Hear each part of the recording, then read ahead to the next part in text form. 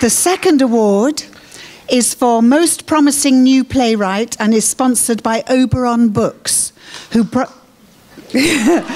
pride themselves on developing the next generation of leading playwrights and publishing some of the most challenging and exciting drama happening right now.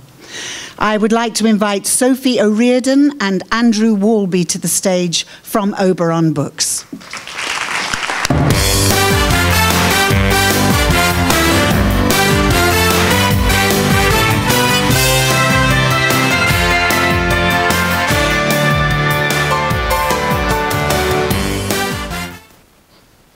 The band fades out. Yes. Yeah, Oberon. I think you all probably do know that Oberon are extraordinarily important in the new writing world. And James Hogan's not here today because he's looking after the dog at home. I know that's true, but James is a wonderful force in new writing, and if there are any young writers out there, and you know you do well, that will be your first time you go to the Ivy. James will take you. He rang me up once in March, and he said, "We have to do lunch at some time. Can you give me a date now? Because I've got lunch every day till Christmas." I've got lunch every day till Christmas, right?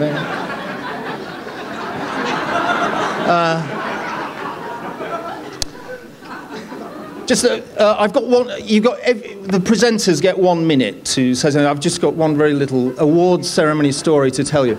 And I'll get off. And I was nominated once for the Evening Standard Award, and at the time I was going out with the completely gorgeous Dinah Wood of Faber and Faber, and she was publishing Brian Friel, who was also nominated for the award. And the Evening Standard rang up Dinah and said, "Brian Friel has won, so can you make sure he comes over from Donegal?"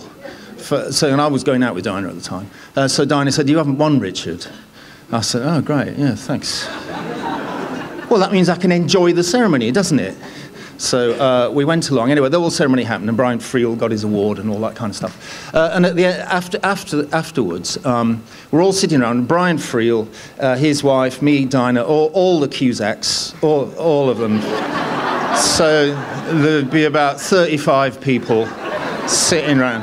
Fags and beer and all that kind of stuff. And it came to about 7 o'clock, and Brian Friel looked at his watch and said, "Oh, we're going to the Royal Court tonight.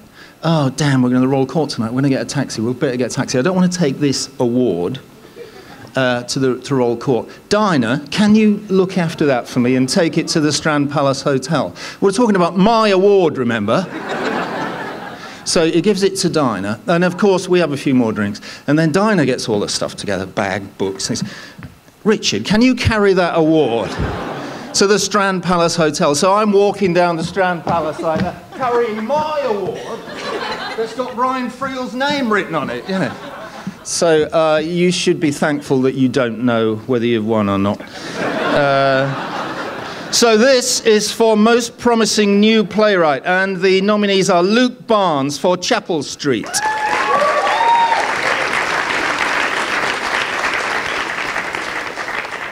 And I'll mention the venue because the venues are important. That's at the Old Red Lion, which is Islington, isn't it? I was just having a chat with Clint back here, and he was on at the Old Red Lion 20 years ago in something. And I said, "Was it any good?" He said, "No, it was rubbish." There you go. And he didn't get paid either. I don't think. No. The second nominee is Rob Hayes for A Butcher of Distinction.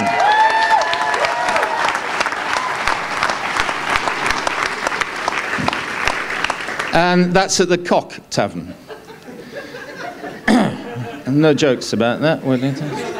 Why do they call a pub the Cock? I mean, you know, I don't know. What's it like? It's got 2 saloons, a cellar. What should we call it? The Cock. All right. Makes no sense, does it? Third nominee is Dawn King for Foxfinder.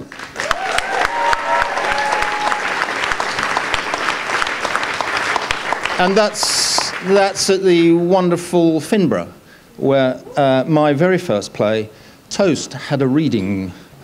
So I'm just trying to connect. You know what I mean?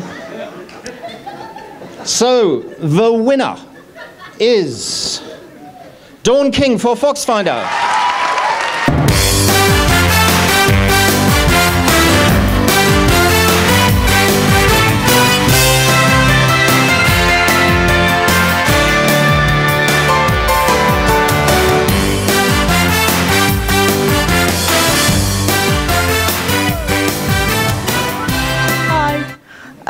I've got 4 thank yous to say. First thank you is to my amazing, talented cast and crew. Second thank you is to hugely talented, amazing genius director Blanche McIntyre. My third thank you is to Papa Tango Theatre Company, and my fourth thank you is to the Finborough. Without all of these people, my play would still be languishing on my hard drive. It's quite a thing to be nominated Best New Playwright. I hope that I can live up to this promise.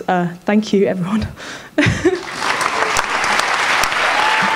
Daisy Bowie-Sell commends Dawn King for tuning into our ambivalence towards foxes, stepping up the stakes by having them as the reason the human race could die out.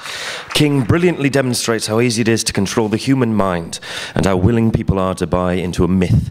With its twists and turns and its dark secrets, this is a play that thrills, filled with perfectly timed dialogue and a script which lays out her vividly imagined plot. You can carry on with the photographs, I think, can't you? This is very well rehearsed. With a script that lays out a vividly imagined plot so subtly that you don't notice King is trying to make you think something until you've already thought it. I think you just did that to me.